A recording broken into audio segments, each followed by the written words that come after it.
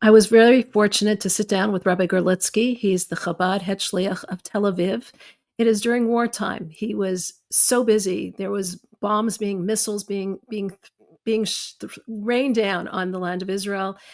Just a day before that, there was a near hit in his community, and he was obviously very busy. And I was very fortunate to be able to sit down with him to hear his story. Rabbi Gerlitzky was actually in Iran many, many years ago, and he tells us about his situation there, what it was like, what it's like now to be being bombed by Iran as a Chabad shliach in Tel Aviv. Listen to the interview. It was obviously done under a tremendous amount of pressure, under a tremendous amount of turmoil of what's going on in the background. At one point, someone even interrupted, and it was possibly an air raid that was going on, and then we were able to continue. So it was being conducted with a lot of things going on, but I was so fortunate to hear from Rabbi Gerlitzky and his story. I hope you enjoy.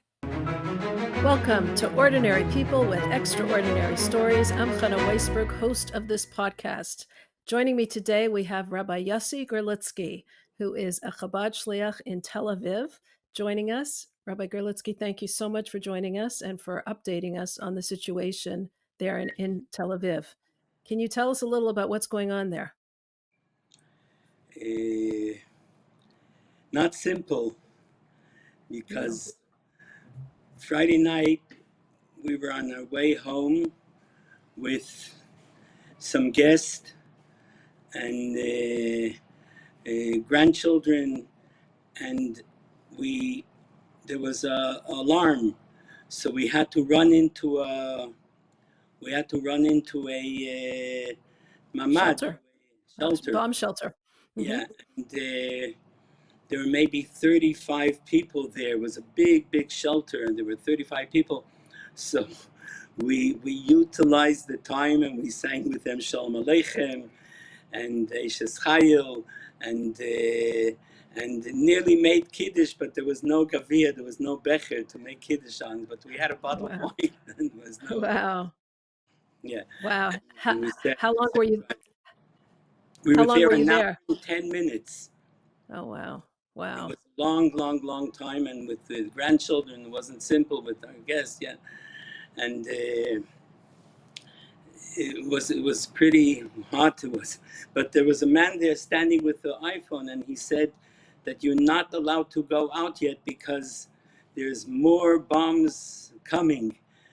Chadbamim, it's called, yeah, more coming, and he was on the go, yeah. And, he kept on saying, yeah, and there were a few people that I knew from shul here, that they come sometimes to daven, so they were the ones that helped us with singing Shalom Aleichem, and with a man called Yossi there, and who comes to our shul sometimes, and so a few people we knew, and then I said a Dvar about Chatzaitzres, yeah, about something from About the the Rebbe. shofars, right? Wow. So what was the mood like? I mean, the missiles are coming, and you're hearing that the missiles are coming. What was the mood like then, and what is it like now? Right now, thank God it's quiet. Who knows what's going to be in a few minutes? But the truth is that one of the shluchim who lives on Bialik 13, so his house is full of windows, and all the windows were smashed, and terrible. It was the glass all over, and it was Nissim. And there was a man coming here this morning who his roof fell in from the scuds, and he benched Hagaimel. He came especially to say Hagaimel to shul. It was a new man I knew. Wow. Hagaimel is that blessing that we say when we've gone through a life-threatening situation. So he had to say that blessing. Wow. Gomel chayavim tovot shegmalani tov. Yeah. That God gave us good. Wow. So I mean, is there a lot of fear there? I mean, there must be with all these direct hits and so many hits happening direct, the missiles hitting directly. What? Right. The kids say we need a big Yeshua. We need Big Mashiach. salvation. We need Yeah, Mashiach. That's true. Yeah. Right. I know you were many years ago, you were actually in Iran yourself. Could you tell us a little about that? Yeah, I'll start with the Friday night. They want there was the Rabbi Shofet and his son was there. I think Chaim Shofet. So he wanted me to speak from a with a microphone. He said it's a kosher microphone. It's kosher for Shabbos. Where So I this is in Iran? in the big shul in Iran, there were maybe 2,000 youth there, 2,000 What year was people. this? This was in 1976. That was the end of our trip. We started in Japan, Korea, Philippines, and the last trip was to Iran. The last stop was to Iran, And and why were you going there? Why were you going it there? was it was then, if you remember, it was Shnas HaChinuch, and the Rebbe wanted to we should open Sunday schools or afternoon schools with Jewish children, also in the Far East. Mhm. And that's why that was a year of Shnas HaChinuch. The Rebbe started Shnas HaChinuch, I think it was Shabbos right after Pesach. There were three Farbrengens, one after another, and the Rebbe spoke it's Shnas HaChinuch, and A also year like of education. a year of education for boys and girls, yeah. And then it started also the 12 psukim that the Rebbe added on Lag Baimer, yeah, 12, it made it from 6 to 12. It was, for the beginning, there were five mivtzoim, and then it was Torah and Tefillin and Tzedakah, and there were five mivtzoim, Torah, Tefillin, Mezuzah, and Tzedakah. And then the Rebbe added to 10 nifzoim, obviously, Yisrael, Chinuch, and Torah, Tefillin, Mezuzah, Education. Right. yeah, Tzedakah, Chinuch, yeah. And that's So why that so you were there was traveling to the Far East in order to teach, to teach students, to get together to, with. to get together, and we had hatzlacha, we had success to bring to open in Manila, in Philippines, to open a Sunday school. Mm. Uh, this was by there was an article there when we came to Israel. So they showed us the article that it said I was there with Olav Shalom, my friend Rabbi Yossi Reichik. So Mhm. the koteret was the The Shnei title? Yossi Kovshim et Mizrach Harachok, are taking over the Far East. Yeah, The two Yeses are conquering the Far East. yeah, Wow. Wow. right. How old That were was you that at the was time? that You was were the koteret in Mariv. wow. Yeah, yeah. So you were going just you were before this was before you were married? Going. This was when you were still young, you were before you were married? Yeah, yeah, This yeah. was before you're married, so 2 young yeshiva boys are going to change the world, and they're going to teach and you just went did you have contacts there? Did you know people there? We had contact through Rabbi Klein with in Philippines a man by the name of Ezra Toeg. I Mm, think Olav Shalom. He was someone who Rabbi Klein knew. He used to sell the chametz through Rabbi Klein through Chabad, and wow. we met him. They didn't believe that we walked to shul from our hotel. It was about over an hour walk, and it was very, very, very hot then. In the summer, it was Holland in the Far East. It's very hot on the Yeah. Shabbos, and we walked on Shabbos over an hour. Then people didn't believe that we walked back and forth Wow. because yeah, it was So after the Philippines, you went to Iran. yeah, and in Iran. I'll start with the B'dicha. In Iran, they asked me to speak with a microphone. As I said before, they said it's kasher Shabbat, it's kosher for Shabbos. And I said, no, I'll get up on the table. And the son of the rabbi, translated. And I stood on the table and I spoke loud. And I think everybody heard there were a lot of people there, a lot of people, maybe 2,000 people. Wow. And it was a big shul. It's a shul. The shul was, I remember, on the Chav Tachte Jamshi, and The next day they gave me aliyah, and I see the man before me. He says he's going to give 100 rial. That is the coin there is the rial. And he takes out from his pocket 100 rial and he puts it into a little drawer, which is in the bima of the Kriyas HaTorah. They have a little drawer, and then he puts in the 100 rial. So I asked the rabbi and the people, what is this? It's muktzah, it's Shabbos. It's the farhesi. It's not okay. So they said, by us, by the parsim, what is for sure is for sure. Masha batuach batuach. That's it. Wow. Wow. So how long were you in Iran then? We were about 10 days to 12 days. And I remember in every place where we came, if it was Japan, if it was Philippines, we all over we went to the newspaper to explain why we came and what we're doing.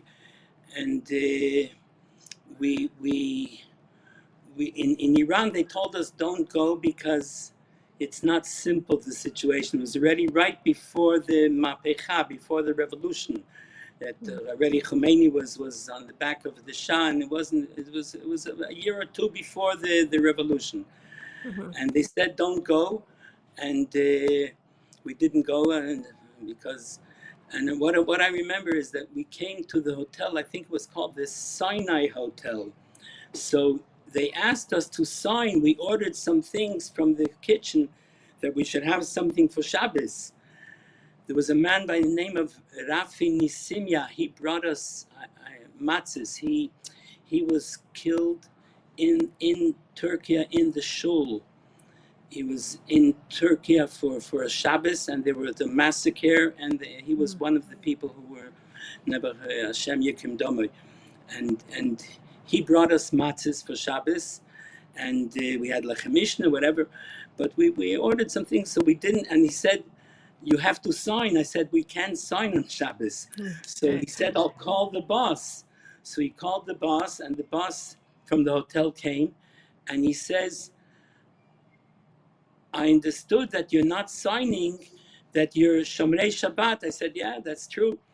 And he said, "I'm going to take you tomorrow to Shushan, where Mordechai and Esther are. I'll take you with my car." But we were so busy with mezuzahs and tefillin, and we had a very interesting incident with Uri Lubrani was ambassador then in Iran, and we came to we didn't have our passports with us, so they didn't want to let us in. So he opened the window and he said, "Tachnisu otam, bring them in," because he knew that we're coming to put up mezuzahs. And then later, I met him in Tel Aviv in Misrad HaBitachon. He was our man in for Iran for many in Lebanon, and a lot of things he was into in bitachon, in security. And I came to him, I said, "Uri, we have to put on tefillin." He says, "I never put on tefillin in my life." So I showed him the picture in Iran, how he's putting on tefillin. I had a picture. He says, "Okay, you're nitzachon, you win." And he Wow, put on you got tefillin. him. Yeah. Wow. So what was the community like then in Iran? There was a man there, I don't remember, I think his name was Ilyan. I don't remember exactly his first name. And he was a brother-in-law of Rabbi Mordechai Eliyahu, who was the Rishon LeZion in Israel. He was chief rabbi in Israel, and he was the Rishon LeZion, and he took upon himself to translate many prokim of the Tanya. I think the first 15 prokim of the Tanya, and he received an okay from the Rebbe then. I still have somewhere the translation. I have to find it. I don't know exactly where it is, but he translated the Tanya to Persian, to Paras, to the language that they speak, and he received an okay from the Rebbe to do it and to go ahead. I remember also Rabbi Raskin from Morocco was the one that had to give the okay, that it's fine. The Rabbi Label Raskin from Morocco, he was Hmm. also shliach there. And what was the infrastructure of the Jewish community there? Did they have shuls? What was the level of observance There of the was a people? big shul, and this Rabbi, the brother-in-law of Rabbi Eliyahu, of Rabbi Mordechai Eliyahu, had a shul with a mikveh. That I remember. He showed us that he has a shul and he had a mikveh, and there were many shuls. They called mezuzah with a different name. They called it Shin Dalet Yud. They Hmm. used to say, instead of mezuzah, they said, "Anachnu lo yodim," we don't know what is mezuzah. We call it Shin Dalet Yud. Which is the name of God that we Yeah, put yeah, yeah. on the mezuzah. Because Wow. we have outside of the mezuzah, it says Shin Dalet Yud, so they call it that. That's what they called it there. Yeah, it was from Ispahan, I think, and they were more religious in Ispahan, I think. Hmm. Uh, So you were there for about 10 days, you said. yeah, yeah. It Wow. was a big community. There were many shuls. In this was the big shul where Rabbi Shofet, the Chaim Shofet was the son, and there was the Chacham Shofet, he was called, and Shofet means a judge, so he was the Mhm. Chacham Shofet, and then there was the son who translated when I spoke, and it was a big community, but because we had no time, we were busy putting on mezuzahs, selling mezuzahs. We brought with us many mezuzahs, maybe 500 or 700 mezuzahs, and so this was all over, not only in not only but also in Japan, in many places where we put up mezuzahs in the shagiruyot, in the house of ambassadors, Mhm. and I remember meeting a Yid who was from the hostages of Entebbe. You remember Entebbe was Of course. with Air France, so they had been mentioned by Fabrengen that we have to say thanks to Hashem for the miracles, that they were all saved. And there was a man who we said will come to check his mezuzahs. So he was from, because the Rebbe said all the hostages, we should check their mezuzahs and to see if they had kosher mezuzahs. That's what the Rebbe said by Fabrengen. So he was one of the hostages in Entebbe, and we came to his house. He burst out crying. He was very mitragesh because he said he didn't have mezuzahs at all. Oh, So wow. he was very Where did he live? He lived in Japan, somewhere in in Japan, Japan, in a different Japan. city, maybe in Wow. Kobe or somewhere near. Right. Yeah, Wow.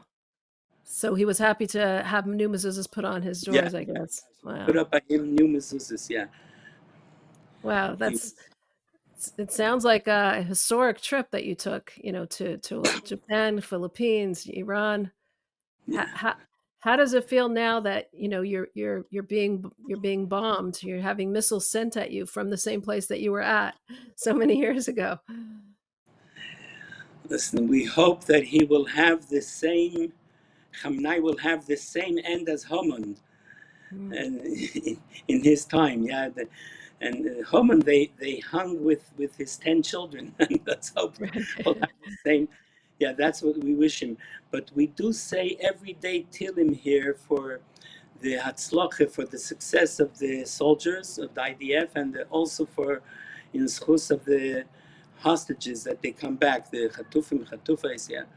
Every day we Right. say 3 kapitel of Tilim after davening special for them, yeah. Uh, What would you like people here in America to know about what you're going through there in Tel Aviv? uh, we're going through terrible. I think I told you before that one of our shluchim, all his windows were smashed. Mm. He lives not far from here. He lives about 5 minutes away, and it was terrible. Last night was the worst of the worst because all over we felt. I went. I was a little bit late to go to the miklat, to go to the, The how do you bomb say miklat? shelter. The bomb Shelter. shelter? Yeah. Yeah, so we went, I was a little bit late, and I saw the window in my house is the big window in the salon is mom is shaking. And today my wife tried to move the window, she couldn't move it. It was stuck She because couldn't of open what it. happened.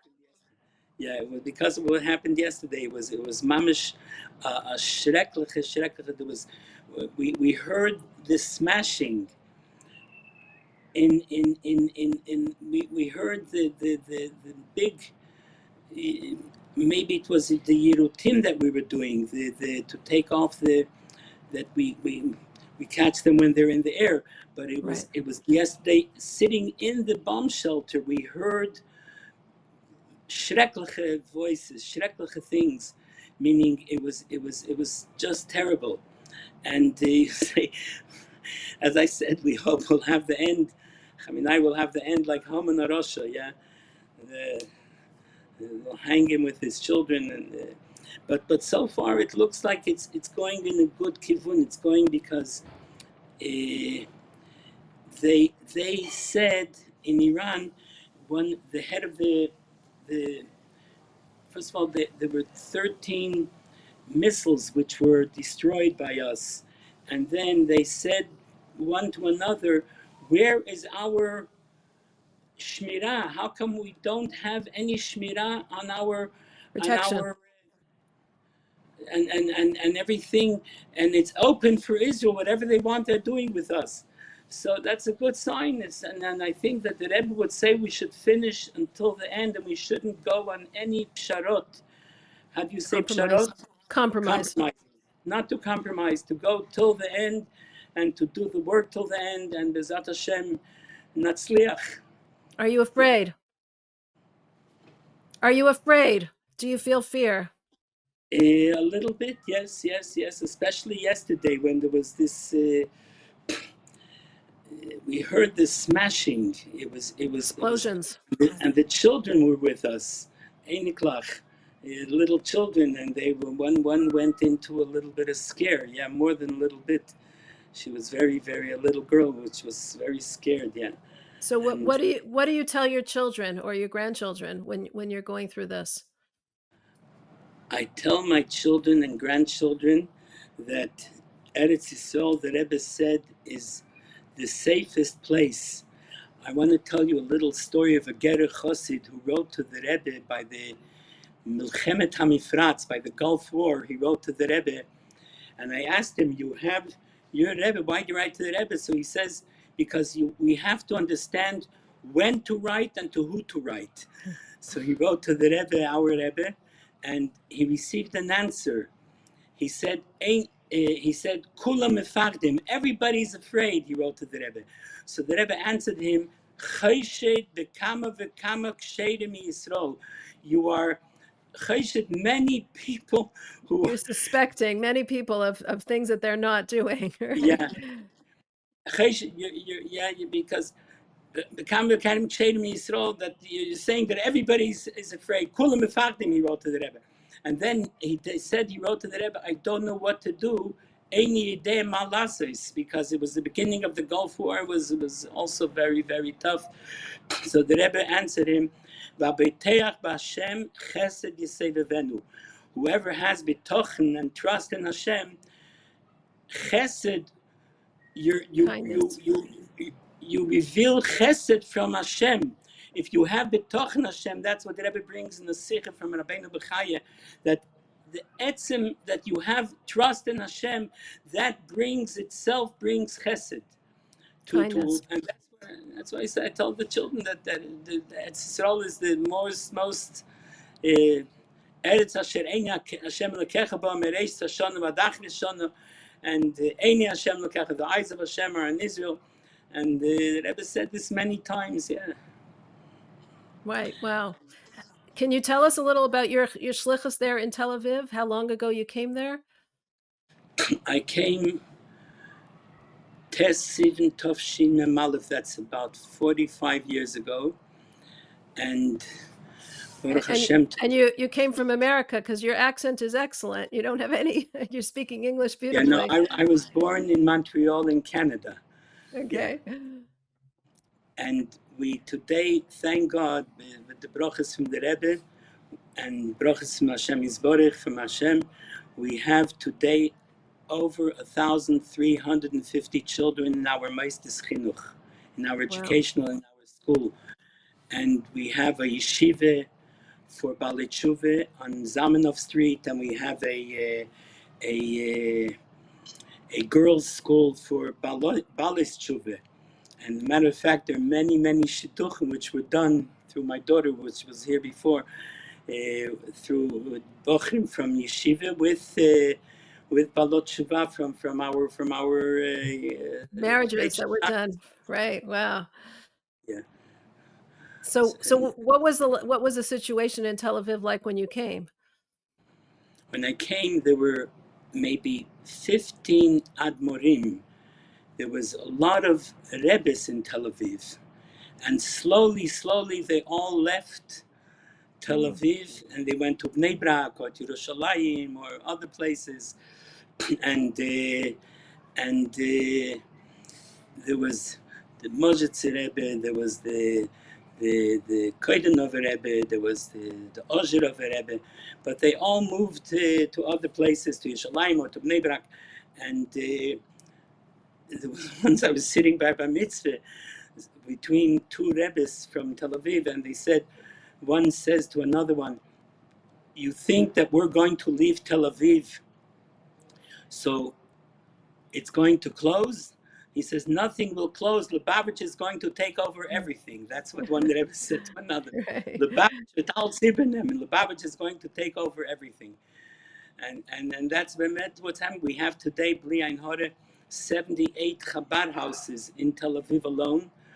And we had the city hall put into her atar, a website, put in all the places, about 75 places, where they're going to read, where we are going to read the Aseres HaDibris through Chabad, as the Ten Commandments, and came, as we made the cheshbon, it came over 10,000 children to hear Aseres HaDibris in Tel Aviv alone.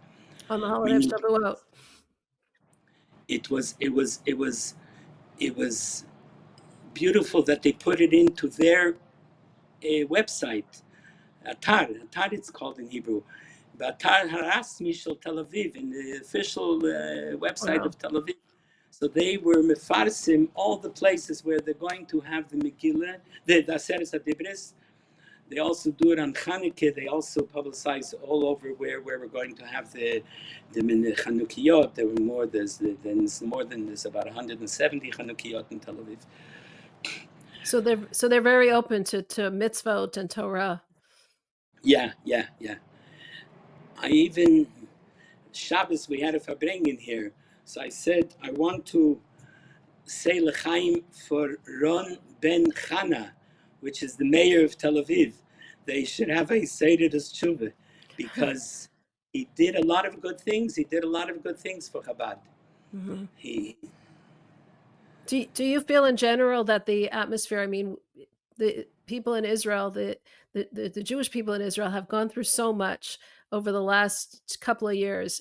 Did you feel that there was an awakening for teshuvah as a result of it, or has it been like what has the atmosphere been?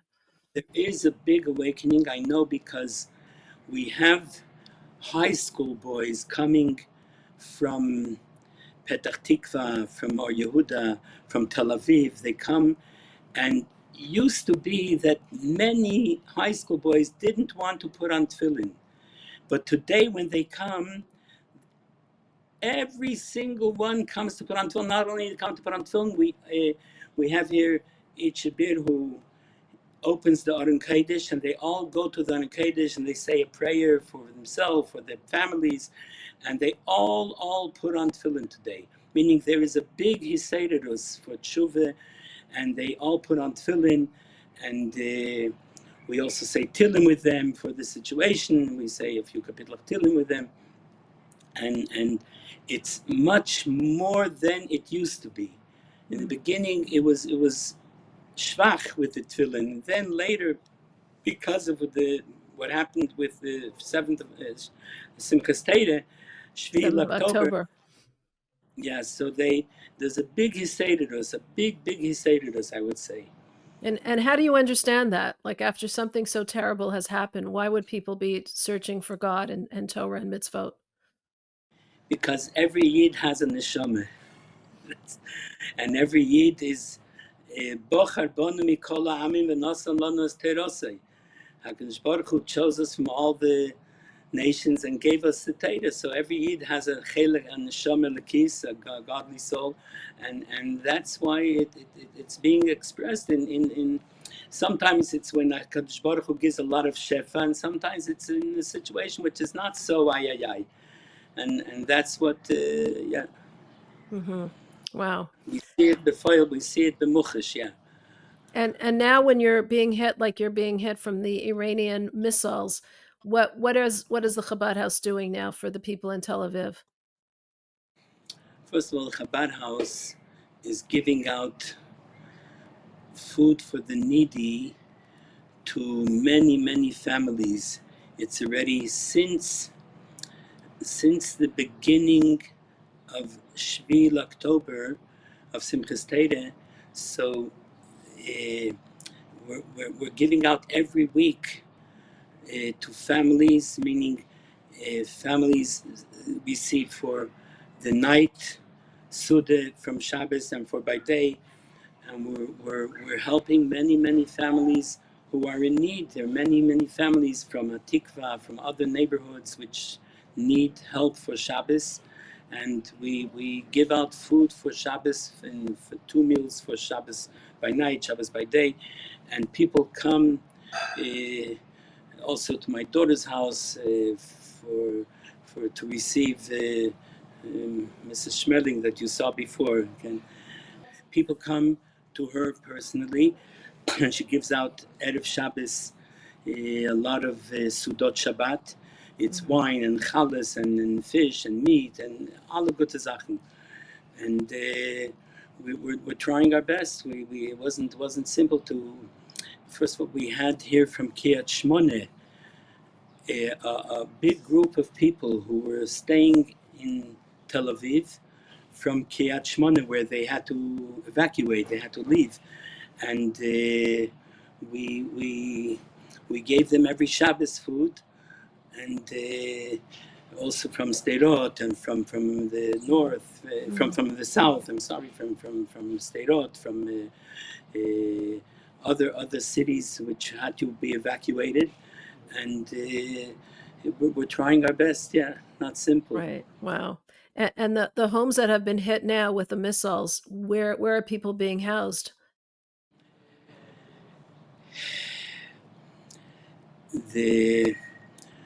As I told you before, there was a man that came to see Agrimel because his roof fell in, and most of the places, the government finds hotels for them where to be, and meaning hotels where they can stay the meantime. And it was also in Petach Tikva. We have from Anash somebody who their house, the 4th floor was smashed. Dafka, the 4th floor, they live on, I think, the top floor, whatever, but the 4th floor was smashed inside in Petach Tikva. And it's somebody from Anash that we know, and my wife spoke to her. Yeah, we're very bekesher with them. We need Mashiach. Wow. How much time do you have to get into the shelter? 1.5 minutes. 1.5 minutes. Wow. Yeah. And you have we have to run down 4 floors. Wow. Because you can't use the elevator, and it says that's what it says on the page which they sent from Pikud HaOref. Pikud HaOref means from that they From said the it's a minute government. and a half you have to get to. Yeah. Wow. And And you have to grab whatever you're gonna need for possibly several hours. yeah, we take water, we take yeah, yeah, משתדלים, yeah. For the children, we took some bisli, some bamba, whatever. Yeah, Right, right. there you go. Wow. Do you think that the people of in Israel are gonna recover from this? I mean, after all the I'm trauma that they've sure. been through. I'm sure they're going to recover because it's not the first time. We recovered from Yom Kippur War. We recovered from the Six-Day War. We recovered from the Gulf War, and Bezat Hashem, we're going to recover from this war too. Bezat Hashem, yeah. Okay. Rabbi Gerlitzky, thank you so much. Your final thoughts or words that you'd like to tell people in Chutz La'aretz here in outside of Israel. What would you like your message to be to us? I think that people should take a minyan and go to the oil and say Tehillim for us, because it's not a simple situation at all today. Meaning, I'm sitting now and I know that we have across the street, we have a bunker, a shelter that we can go into. But it's yesterday this time, I was in the Matnas, it's like a community center. So there was a lady sitting next to me and she says, "You see my daughter? She was born with the bracha of the Rebbe." Mm. She was there with her daughter from Beverly Hills, Oh, well. and she knows Rabbi Schusterman, and she said, "I told the Rebbe that if you give," she had sons, but she didn't have a daughter. She wanted a daughter, so she says to the Rebbe, "If you give me a bracha for a daughter, she's going to learn in Chabad Gan, in Oh, Gan wow. Chabad." And the Rebbe gave her a bracha and gave her $1, and she says, "Look, this is the daughter which was born from the bracha of the Rebbe." She says, "Yeah." Wow. Incredible. Really incredible. So you want us to say Tehillim for you, you want us to pray for you and To say Tehillim for the people in Israel who are going through a tough, very, very tough time.